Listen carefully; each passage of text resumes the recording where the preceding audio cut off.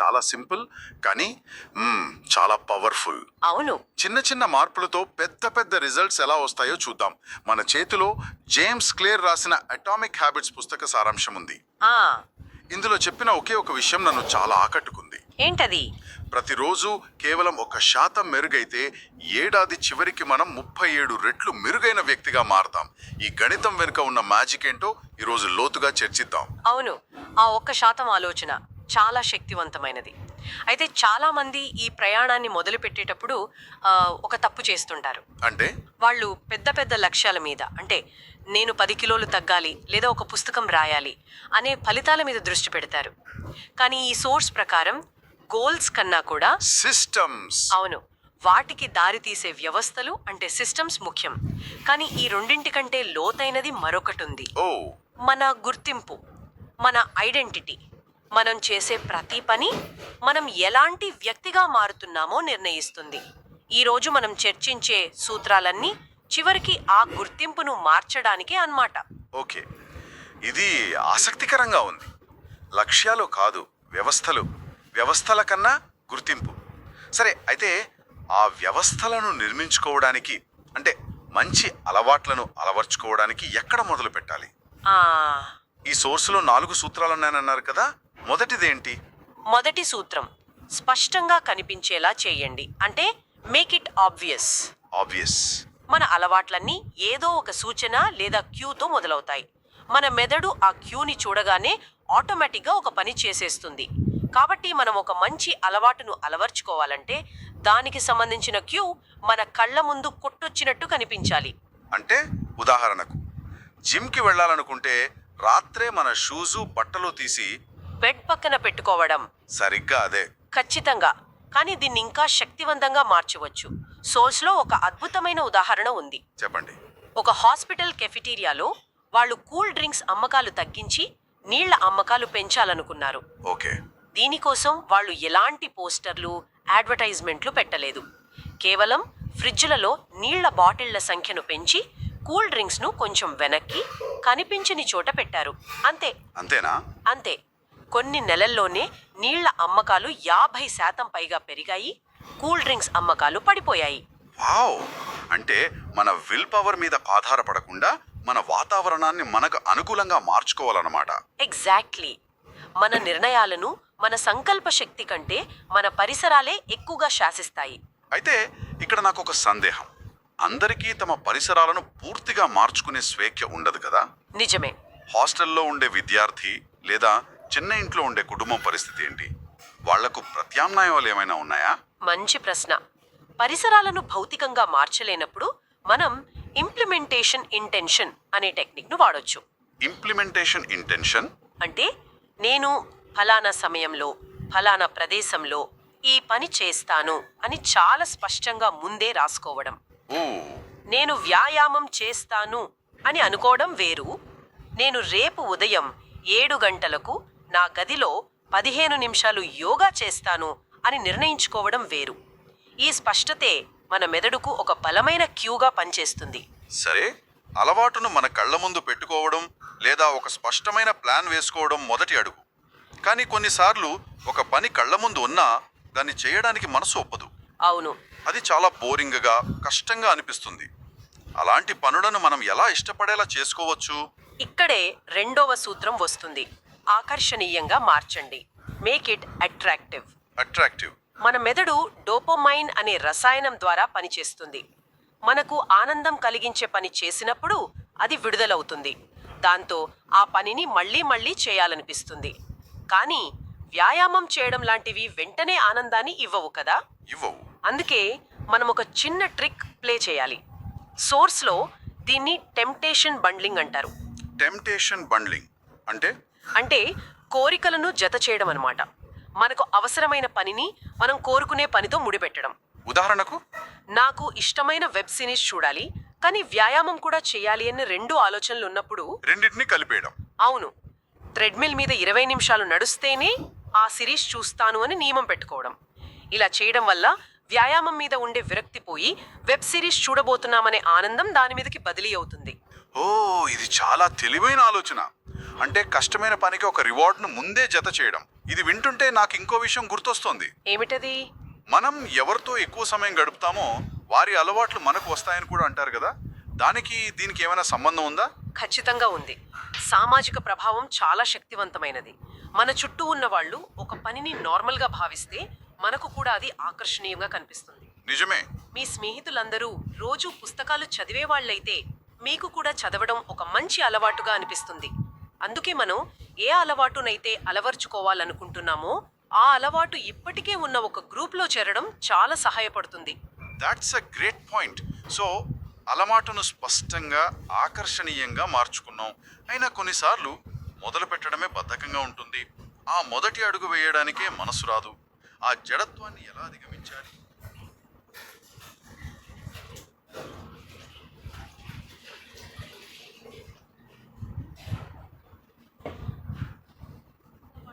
మొదలు పెట్టలేకపోవడానికి కారణం ప్రేరణ లేకపోవడం కాదు, ఆ పని చాలా పెద్దదిగా కనిపించడం. మన మెదడు ఎప్పుడూ సులువైన మార్గాన్నే ఎంచుకుంటుంది. సులభంగా అంటే ఎలా? సోర్స్లో దీనికోసం 2 నిమిషాల నియమం అని చెప్పారు. 2 minute రూల్. 2 నిమిషాల నియమం. అవును.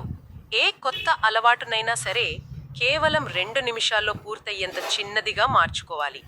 ప్రతిరోజు పుస్తకం చదవాలి అనుకోవడం పెద్ద లక్ష్యం, కానీ 1 పేజీ చదవాలి అనేది 2 నిమిషాల పని. ఓ, రోజు యోగా చెయ్యాలి అనే బదులు యోగా మ్యాట్ పరవాలి అని అనుకోవాలి. 1 గంట జాగింగ్ చెయ్యాలి అనే బదులు జాగింగ్ షూస్ వేసుకోవాలి అని అనుకోవాలి. ఓ, ఇప్పుడు నాకు అర్థమవుతోంది. అంటే ఆ 2 నిమిషాల పని ఒక గేట్వే లాంటిదన్నమాట. ఒకసారి ఆ గేట్ దాటితే ఆ తర్వాత ప్రయాణం సులభం అవుతుంది. సరిగ్గా అదే. ఇది వింటుంటే నాకు మా స్నేహితుడు గుర్తొస్తున్నాడు. తను గిటార్ నేర్చుకోవాలనుకున్నాడు. రోజు గంట సేపు ప్రాక్టీస్ చేయాలని టార్గెట్ పెట్టుకుని 2 రోజుల్లోనే వదిలేశాడు. బహుశా తను కేవలం 2 నిమిషాలు గిటార్ పట్టుకుని కూర్చుంటాను అని మొదలుపెట్టి ఉంటే ఈ పాటికి ఏదో ఒక పాట వాయించేవాడేమో. సరిగ్గా అదే పాయింట్. ఇక్కడ ఉద్దేశ్యం పని పూర్తి చేయడం కాదు, అలవాటును మొదలు పెట్టడం. ఆ పనిని రోజూ చేయడం ద్వారా నేను గిటార్ వాయించే వ్యక్తిని అనే గుర్తింపును నిర్మించుకోవడం. రైట్. ఒకసారి షూస్ వేసుకున్నాక చాలా మంది కేవలం కూర్చోరు, కనీసం కాసేపైనా నడుస్తారు. ఒకసారి పుస్తకం తెరిచి 1 పేజీ చదివాక ఇంకో పేజీ చదివే అవకాశం ఎక్కువ. ఓకే, చాలా బాగా చెప్పారు. సో మనం అలవాటును స్పష్టంగా చూసాం, ఆకర్షణీయంగా మార్చాం, 2 నిమిషాల నియమంతో చాలా సులభంగా మొదలుపెట్టాం. కానీ అసలైన సవాలు రేపు కూడా అదే పని చేయడం. అవును, కన్సిస్టెన్సీ. దీర్ఘకాలిక ఫలితాలు కనిపించినప్పుడు ప్రతిరోజు ఆ పనిని కొనసాగించడానికి ప్రేరణ ఎలా వస్తుంది? అద్భుతమైన ప్రశ్న. దీనికి సమాధానమే మన 4వ చివరి సూత్రం. సంతృప్తికరంగా ఉండేలా చూడండి. Make it satisfying. సాటిస్ఫైయింగ్. మన మెదడు ఒక విచిత్రమైన నియమాన్ని పాటిస్తుంది. వెంటనే ప్రతిఫలం పొందిన పనిని పునరావృతం చెయ్యి, వెంటనే శిక్ష పడిన పనిని వదిలేయి. ఓ, సమస్య ఏమిటంటే మంచి అలవాట్ల ప్రతిఫలం చాలా ఆలస్యంగా వస్తుంది. మీరు ఈరోజు జిమ్కి వెళ్తే రేపటికి 6 ప్యాక్ రాదు, కానీ చెడు అలవాట్ల ప్రతిఫలం వెంటనే వస్తుంది. అందుకే అవి అంత వ్యసనంగా మారతాయి. నిజమే. మరి ఈ సమస్యని ఎలా పరిష్కరించాలి? మన మంచి అలవాట్లకు కూడా తక్షణ సంతృప్తిని ఎలా జోడించాలి? దీనికి ఒక ప్రభావవంతమైన పద్ధతి హ్యాబిట్ ట్రాకింగ్. ఒక క్యాలెండర్ తీసుకుని మీరు అనుకున్న మంచి పని చేసిన ప్రతిరోజు ఒక X మార్క్ పెట్టుకోండి. ఓకే. కొన్ని రోజుల తర్వాత మీకు ఒక గొలుసు కట్టు, ఒక చైన్ కనిపిస్తుంది. ఆ గొలుసును తెంపకూడదనే కోరిక ఆ పనిని కొనసాగించడానికి ఒక బలమైన ప్రేరణగా మారుతుంది. X మార్క్ పెట్టడమే ఒక చిన్న రివార్డ్ లాగా. అవును, అదే ఒక చిన్న తక్షణ ప్రతిఫలం. మీ ప్రగతిని మీ కళ్ళతో చూడటం చాలా సంతృప్తినిస్తుంది. ఇది బాగుంది. ఆ గొలుసును పొడిగించడం ఒక గేమ్ లాగా మారుతుంది. డోంట్ బ్రేక్ ది చైన్ అంటారు కదా. సరే, ఇప్పటి వరకు మనం మంచి అలవాట్లను నిర్మించడం గురించి మాట్లాడాం. మరి చెడు అలవాట్ల సంగతేంటి? వాటిని వదిలించుకోవడం ఇంకా పెద్ద సవాల్ కదా. ఈ సూత్రాలు దానికి కూడా పనిచేస్తాయా? ఖచ్చితంగా. మనం చేయాల్సిందల్లా ఈ 4 సూత్రాలను తలక్రిందులుగా ప్రయోగించడమే. దీన్ని ఇన్వర్షన్ ఆఫ్ ద 4 laws అంటారు. ఇన్వర్షన్. ఓకే. మొదటి సూత్రం మేక్ ఇట్ ఆబ్వియస్ కి వ్యతిరేకం కనిపించకుండా చెయ్యండి. Make it invisible. అంటే ఫోన్ వాడకం తగ్గించాలనుకుంటే దాన్ని వేరే గదిలో పెట్టడం లాంటిదా? అవును. సిగరెట్లు మానేయాలనుకుంటే ఇంట్లో ఎక్కడ అవి కనిపించకుండా చూసుకోండి. క్యూని తొలగించడం. సరే, మరి రెండవ సూత్రం ఆకర్షణీయంగా మార్చడం సంగతి, దాన్ని ఎలా తిరగేస్తాం? దానికి వ్యతిరేకం. అనాకర్షణీయంగా మార్చండి. Make it unattractive. ఆ చెడు అలవాటు వల్ల కలిగే ప్రతికూల పరిణామాలన్నింటినీ ఒకచోట రాసుకోండి. దాన్ని పదే పదే చదవండి. దానివల్ల కలిగే నష్టాల గురించి ఆలోచించడం. అవును, ఆ అలవాటు వల్ల కలిగే తాత్కాలిక ఆనందం కంటే దానివల్ల కలిగే దీర్ఘకాలిక నష్టం చాలా ఎక్కువని మీ మెదడుకు స్పష్టంగా చెప్పండి. ఇక మూడవది సులభతరం చేయడం. దీనికి వ్యతిరేకం కష్టతరం చేయడం. మేక్ ఇట్ డిఫికల్ట్ అనుకుంటా. కరెక్ట్. అంటే ఆ చెడు అలవాటుకు మనకు మధ్య కొన్ని అడ్డంకులు సృష్టించడం. ఉదాహరణకు సోషల్ మీడియా యాప్స్ను ఫోన్ నుండి డిలీట్ చేయడం లాంటిదా? కానీ మళ్ళీ ఇన్స్టాల్ చేసుకోవడం చాలా సులభం కదా. అవును, అదే నా పాయింట్. దీనికి ఇంకాస్త ఎక్కువ శ్రమ పడేలా చేయాలి. ఉదాహరణకు మీ సోషల్ మీడియా పాస్వర్డ్లను మార్చి చాలా క్లిష్టంగా పెట్టి దాన్ని ఒక కాగితంపై రాసి వేరే గదిలో లాకర్లో పెట్టండి. వావ్! ప్రతిసారి లాగిన్ అవ్వాలంటే ఇంత కష్టపడాల్సొస్తే మెదడు దానంతట అదే ఆ పనిని మానుకుంటుంది. మనకు ఆ పనికి మధ్య ఎంత ఘర్షణ, ఫ్రిక్షన్ పెంచితే అంత మంచిది. ఓకే, ఫైనల్గా సంతృప్తికరంగా మార్చడానికి వ్యతిరేకం అసంతృప్తికరంగా మార్చండి. Make it unsatisfying. అంటే ఆ చెడు పని చేసిన వెంటనే ఏదైనా శిక్ష ఉండాలా? శిక్ష అనడం కన్నా ఒక జవాబుదారీతనం ఉండాలి. సోర్స్లో దీన్ని అకౌంటబిలిటీ పార్ట్నర్ అంటారు. Accountability partner. మీ స్నేహితుడితో ఒక ఒప్పందం చేసుకోండి. నేను ఈరోజు స్మోక్ చేస్తే నీకు 100 రూపాయలు ఇవ్వాలి అని. డబ్బు పోతుందనే నొప్పి సిగరెట్ తాగడం వల్ల వచ్చే ఆనందం కంటే ఎక్కువగా ఉంటుంది. ఎవరైనా మనల్ని గమనిస్తున్నారు అనే ఫీలింగ్ కూడా హెల్ప్ చేస్తుంది కదా. చాలా శక్తివంతంగా పనిచేస్తుంది. ఈ సూత్రాలన్నీ వింటుంటే ఇవన్నీ మన ప్రవర్తనను మార్చడానికి టూల్స్ లాగా అనిపిస్తున్నాయి. కానీ మీరు సంభాషణ మొదట్లో చెప్పిన ఒక విషయం నా మైండ్లో తిరుగుతోంది. ఐడెంటిటీ. అవును, ఐడెంటిటీ. ఈ చిన్న చిన్న ట్రిక్స్కి మనం ఎవరనే పెద్ద భావనకి మధ్య ఉన్న అసలైన సంబంధం ఏంటి? మనం అసలు విషయానికి వచ్చాం. అలవాట్ల మార్పులో 3 పొరలుంటాయి: ఫలితాలు, ప్రక్రియలు మరియు గుర్తింపు.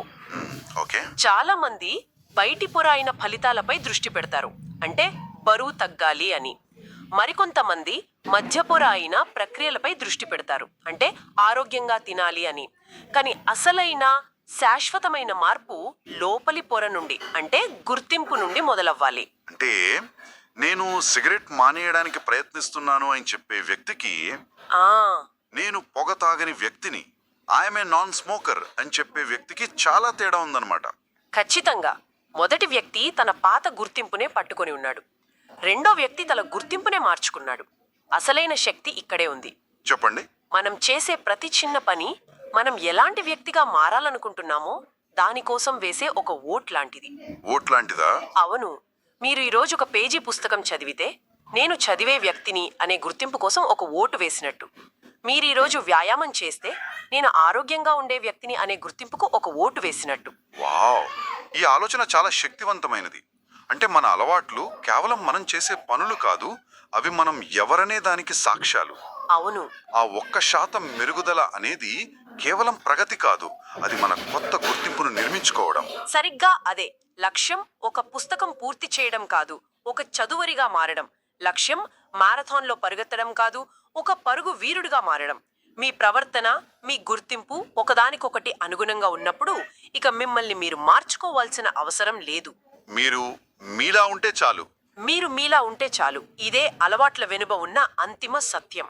కాబట్టి ఈరోజు చర్చ నుండి స్పష్టమైన విషయం ఏమిటంటే, చిన్న చిన్న అడుగులతో మొదలు పెట్టాలి, ప్రతిరోజు 1% మెరుగవ్వాలి.